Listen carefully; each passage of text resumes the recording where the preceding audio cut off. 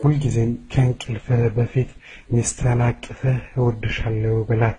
ባላህ ፈቃድም ከእቅፍህ እንደ ሮዝ አበባ ያለ ጣፋጭ መዓዛ ትነጋለች። ከወድሻለሁ ቃልህም እንደ አዋፍ ዝማሬ ያለ ጣፋጭ እንጉርጉሮ ይንቆረቆርላታል። ስትነቃም ውሏን የሚያጣፍጥላት ነገር ምረጥ። ለዚህም የሆነ ምሳሌ ልንገርህ። አንዲቷ እንዲህ አደረገች።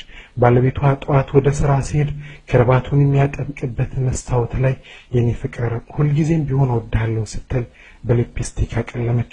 ይህ እድለኛ አባወራ ንጋቱ ምን ያህል ጽሑፍ ድንቅ እንደሚሆንለት አስብ። ይህን ስል ትዳርህን ለማቆም የግድ ውብ ቃላትን እንደሚቀምር ደራሲ መሆን ይጠበቅብሃል ማለት አይደለም። ምናልባትም አንተን እንደ ትዳር አጋርህ የሚረዳ ሰው የለም ይሆናል።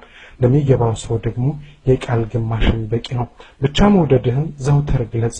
የምትበላለጡበትን ነገር አላህ ለበጎ እንዳበጀው አስብ። ለምሳሌ አንተና ባለቤትህ የሰውነት እንቅስቃሴ እኩል ብታደርጉ ያንተ ጡንቻ ከእርሷ ይጠጥራል። ነገር ግን የገዛ ልጃችሁን መንከባከቡን በፈረቃ ብታደርጉት ካንተ ይልቅ እርሷ ጥሩ ተንከባካቢ ይወጣታል። ተፈጥሮን አትቃረን ማለት ነው።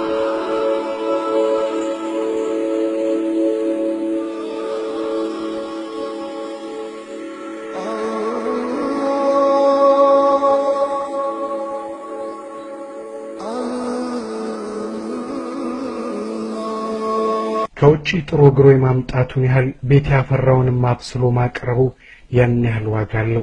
መበላለጣችሁን አላህ ለበጎ እንዳበጀው መመን። ነገሮች ሁሉ አንተ በምትፈልጋቸው መንገድ አልሄዱም እንበል። ምናልባት እኮ አንተ የምትፈልገው ነገር ትክክል አይደለም ይሆናል። በተሳሳተ ወይንም ባልተገባ ምክንያት ትዳርህን እንዳታፈርስ አደራ። በህይወት ያለችን የደስታ ፈገግታ ቡጢ ማቅመስ ነውና የምታደርገውን ነገር ካደረክ በኋላ የሚያዝናናህ እንጂ የሚያሳዝንህ እንዳይሆን ጊዜ ወስደህ አስብ። ልብ አድርግ። አንተ ዝግጁ ብትሆን እንኳን ሚስትህና ልጅህ ካንተ ለመለየት ዝግጁ ካልሆኑ ያ ለመለያየት ትክክለኛ ጊዜ አይደለም። ጊዜ ስጣቸው። በምትሰጣቸው ጊዜም ፍቅር ባይኖር እንኳን ፍቅር ፍጠር። አንዳንድ ጥንዶች እስከ መጨረሻው ጊዜ ድረስ በፍቅር አይኖሩም። ሆኖም የአፍላነታቸውን ጣፋጭ ጣዕም በሌለበት እንኳን አብረው ለመኖር ይኖራሉ። አብረው ለማደግ ይሰራሉ። ምንም ነገር ያለ አላህ እርዳታ አይሰምርም። ከሁሉም ጥረትህ ጋር ዱዓ አድርግ። ቁርአንም ላይ እንዲህ የምትል ተክሳስ ተቀለመች።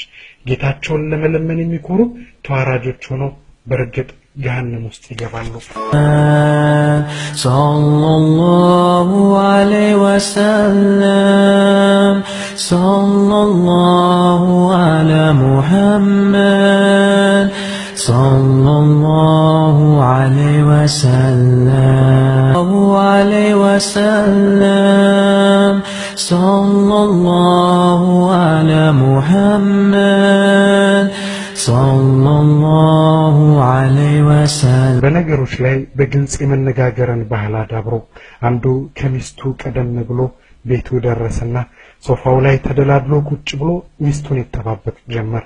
እርሷም ትንሽ ቆይታ በሩን ገና ከፍታ ስትገባ ባፉ እንዴት ዋልሽ የኔ ፍቅር አላት። በሆዱ ዛሬ ደግሞ ምን አባቷ አጥፍታ ይሆን እያለ እርሷ ደህና ነኝ የኔ ፍቅር አለችው። በሆዷ ይሄ ሰውዬ እኔን መከታተል የሚያቆመው መቼ ነው እያለች እርሱ አምሮብሻል የኔ ቆንጆ ይላል ባፉ። በሆዱ ይሄ ልብስ ገንዘቤን ፈጀው ወንድም አለምዬ እኔ እንዲህ አይነቱ አካሄድ ጥሩ አይደለም ባይነኝ። አርፍዳ ከቤት መግባቷ ደስ የማያሰኝህ ከሆነ ይህንኑ በግልጽ አግባብተህ ንገራት። ለምን ቢሉ ቅሬታ ቅያሜን ይወልዳልና ቅያሜም ጻዳው ፍቅራችሁን ያጠለሻልና።